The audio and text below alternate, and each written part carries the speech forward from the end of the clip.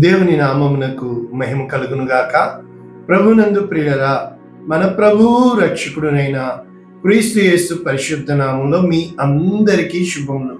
31వ తేదీ మార్చి మాసము 2025 సంవత్సరం 4వ నెల వచ్చేస్తుంది కదా. ఈరోజు శ్రమల కాల ధ్యానంలో ప్రభువు నీకు ఇస్తున్న గొప్ప వాగ్దానము, నా జీవితంలో నెరవేర్చిన వాగ్దానము, నేను ఈ మందిరమును మహిమతో నింపెదను, నేను ఈ మందిరమును మహిమతో నింపెదను. హగ్గయి 2వ అధ్యాయము 7వ వచనం, పూర్తి వచనము, నేను అన్యజనులందరినీ కదిలించగా అన్యజనులందరి యొక్క ఇష్ట వస్తువులు తేబడును, నేను ఈ మందిరమును మహిమతో నింపుదును. ఇదే సైన్యములకు అధిపతియగు యెహోవా వాక్కు. ఇది దేవుడిస్తున్న వాగ్దానం. అయితే ఒకసారి ఇంగ్లీష్లో చూస్తే Haggai chapter 2 verses 7 new living translation, I will shake all the nations. ఇక్కడ అన్యజనులకు బదులు నేషన్స్, అన్య దేశముస్తులందరినీ నేను కదిలించగా, and the treasures of all the nations will be brought to this temple. అంటే దేవుని మందిరమునకు అన్యజనులందరి యొక్క ఆ యొక్క ఖజానా, ఆ యొక్క వారి యొక్క విలువైన వస్తువులు, వారి యొక్క ఇష్టమైన వస్తువులు తీసుకుని రాబడతాయి, ధననిధి. మరియు I will fill this place with the glory, నేను ఈ స్థలమును మహిమతో నింపుతాను, says the Lord of heaven's armies, సైన్యములకు అధిపతి యెహోవా సెలవిస్తున్నాడు. కారణం ఏంటంటే, ప్రభునందు ప్రియులరా, కాబోదు అంటారు మహిమని. ఈ కాబోదు, మహిమ వెళ్ళిపోయింది కదా. అంటే కాబోదు అంటే దాని భావం వీళ్ళు ఏమేమి రాశారు? గ్లోరీ అంటే మహిమ, హానర్ అంటే ఘనత, స్ప్లెండర్ అంటే ప్రభావము, వెల్త్ అంటే ధననిధి. కాబట్టి ఇంత గొప్ప భాగ్యాన్ని దేవుడు ఇస్తాడు అని చెప్పబడుతుందన్నమాట.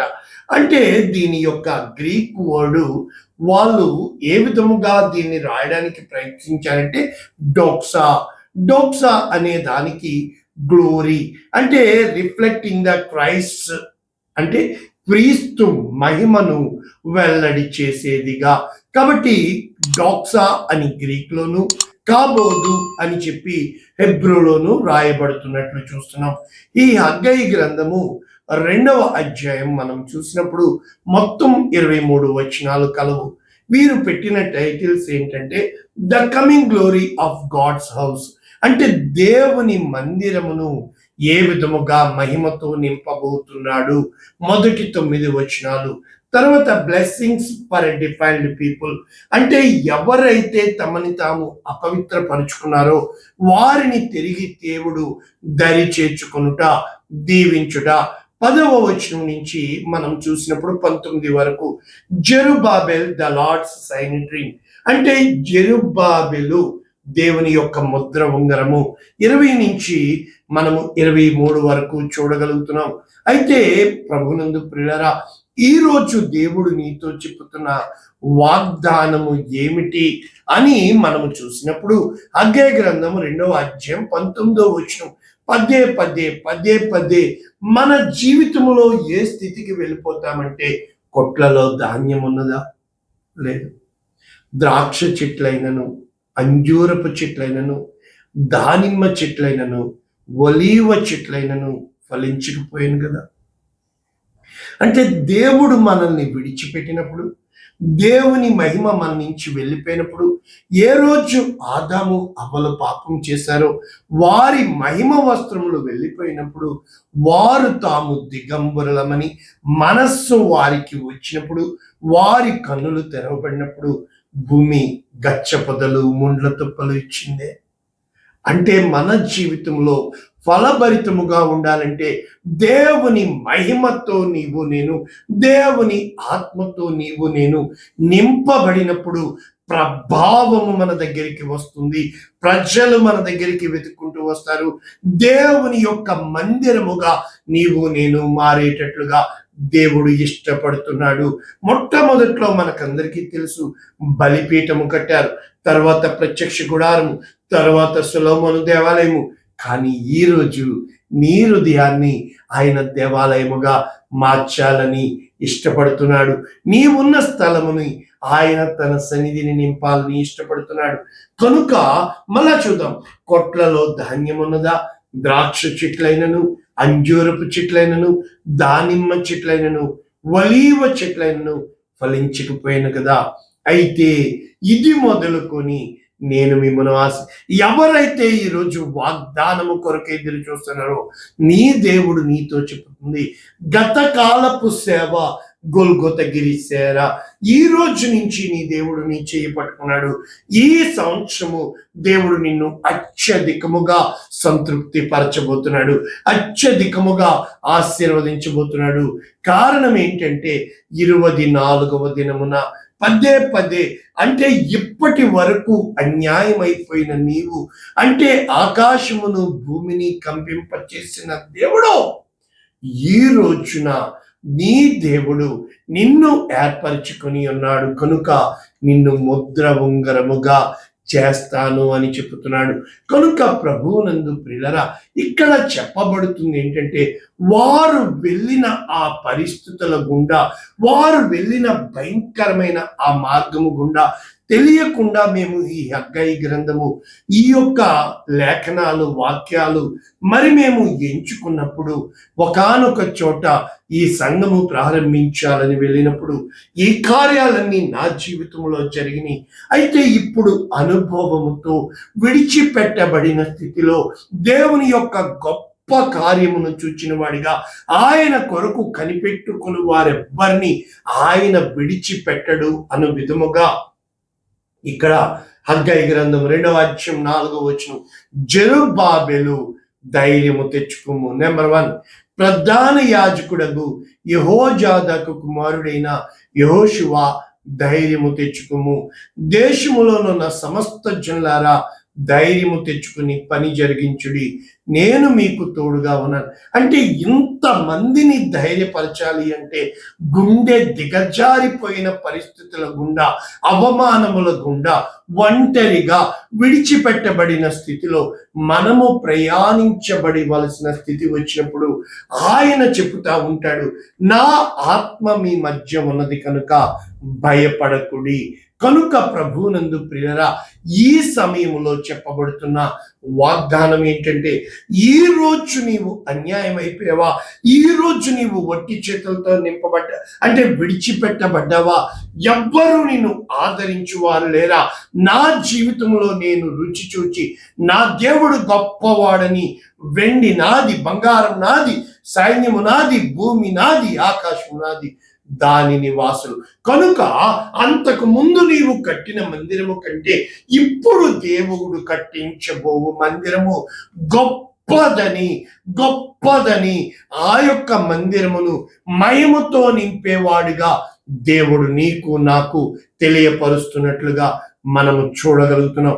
కనుక లేఖనాల్లోకి వెళ్తే యెషయా గ్రంథము 60వ అధ్యాయము మనందరికీ తెలుసు, లెమ్ము తేజరిల్లము, యెహోవా మహిమ నీ మీద కనబడుచున్నది, నీకు వెలుగు వచ్చినది. అంటే అప్పటి వరకు చీకటిలో ఉన్న నీవు, దేవుడు నిన్ను మహిమతో నింపుతాడు, దేవుడు తన కృపను నీకు ఇస్తాడు.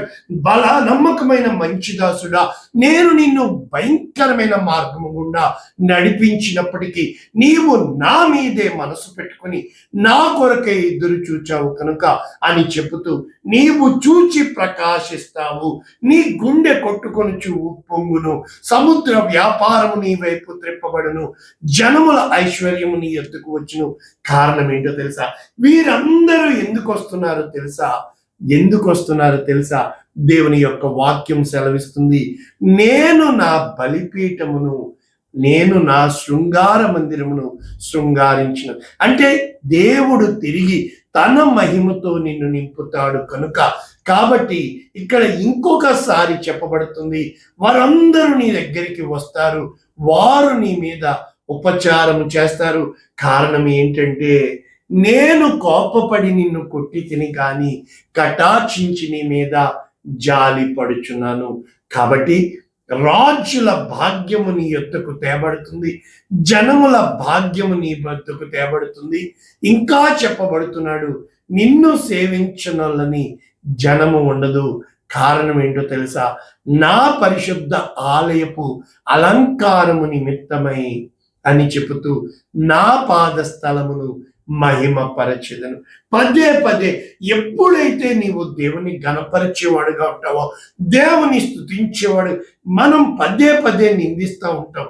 మనకు కలిగిన నో నో నో నో, స్తుతించు స్తుతించు స్తుతించు, చిక్కుముళ్ళు నేను విప్పేస్తానంటాం. నదులు ఎడారులుగా, హీరోలు అవ్వవలసిన వాళ్ళు విలన్లు అవుతారు, విలన్లు అవ్వవలసిన వాళ్ళు హీరోలు అవుతూ ఉంటారు. చాలా ఘోరంగా ఉంటుంది.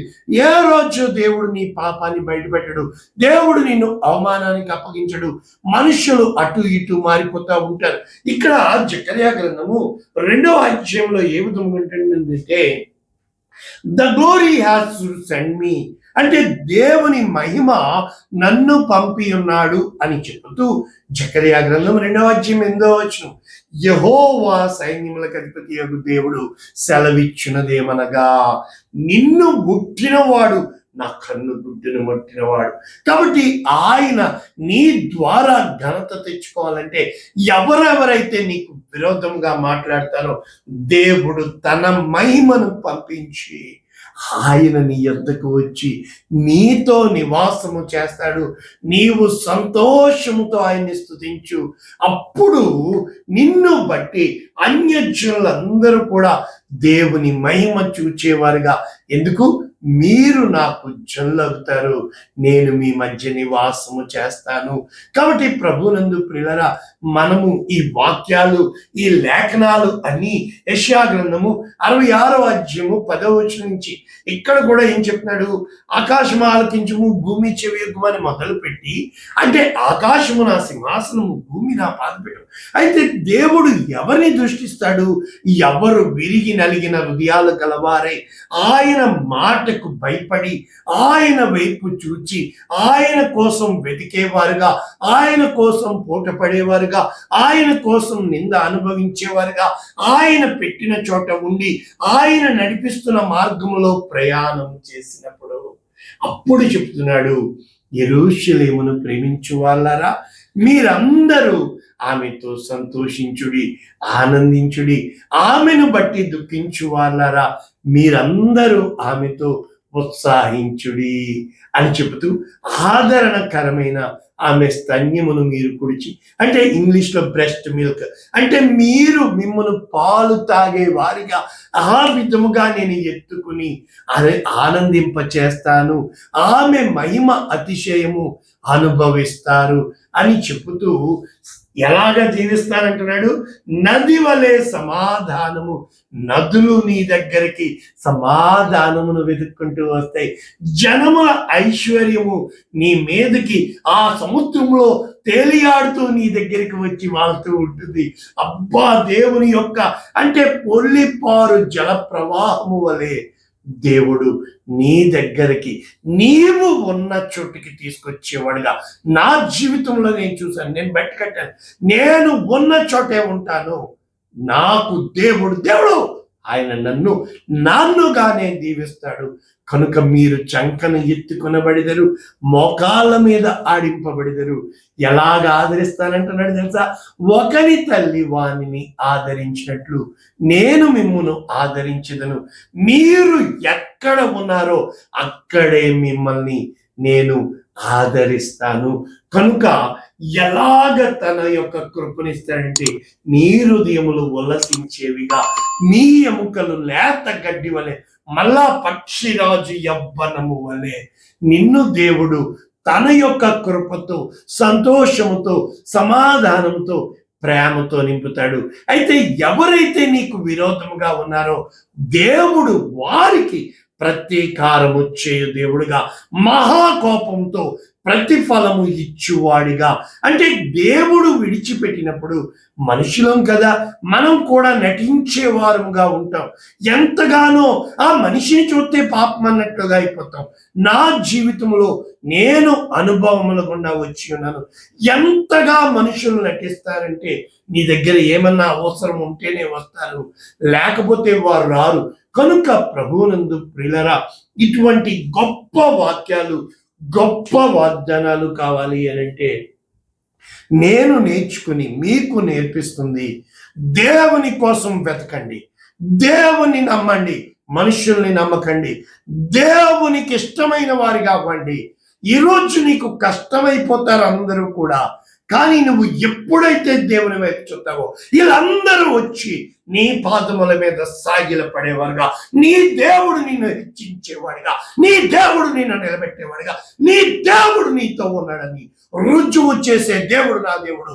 కనుక ఏ రోజు కూడా మనిషి దగ్గర నుంచి ఏది ఆశించుకో, మనిషి దగ్గర నుంచి ఏది ఎదురు చూడకు. నీ దేవుడు నీకు చేయగలడని, నీ దేవుడు నిన్ను నిలబెట్టగలడని, ఏ రోజునైతే సురేష్ దేవుడు గొప్పవాడని నా జీవితంలో నేను అనుభవంతో వచ్చి ఉన్నాను. నేను మీకు నేర్పిస్తున్న వాక్యము, నా దేవుడు యేసు క్రీస్తుగా వచ్చాడు, నా స్థానంలో ఆయన బలియాగం అయిపోయాడు. ఆయన నాకు తన మహిమనిచ్చాడు, తన కృపనిచ్చాడు, తన నీతినిచ్చాడు. నాలో ఏదీ లేదు, సమస్తము ఆయనది, నేను ఆయన వాడను, నాకు చెందిందంతా కూడా ఆయన గొప్ప కృప అని ఎప్పుడైతే నాకులాగా నువ్వు చెప్తావో నిన్ను తన మహిమతో నింపుతాడు. ఆయన యొక్క నీవు నమ్మిన ఎడల దేవుని గొప్ప మహిమను చూడగలుగుతావు.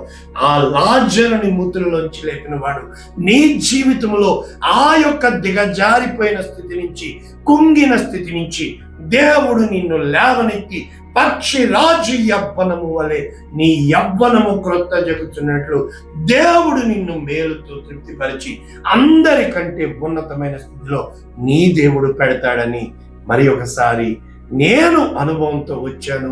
ఆ యొక్క నిద్ర లేని రాత్రులు, ఆ భయంకరమైన కఠిన ఉపవాస రాత్రులు, జాగారములు, నిందలు, అవమానములు, నువ్వు నమ్మిన వారిని నిన్ను వదిలేసినప్పుడు, ఆ బాధ వాళ్ళకి తెలిసినప్పుడు నేనున్నాను. అటువంటి మార్గం గుండా నేను వచ్చాను. మేలు చేసి కీడు అనుభవించి చాడీలు చెప్పి ఎంతగా ఇంకా చెప్పలేను. నాకంటే నువ్వు బాధపడ్డావా? అయితే నీకోసమే ఈ వాక్యము ప్రార్థన చేస్తాను.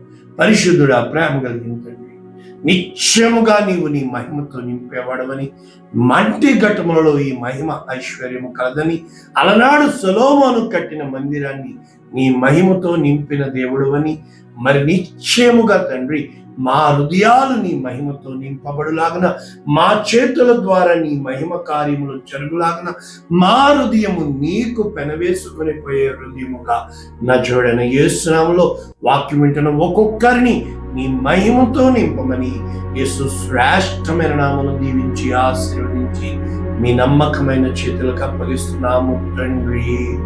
ఆమేన్. God bless you all. దేవుడు మిమ్మల్ని దీవించును గాక. ఆమేన్.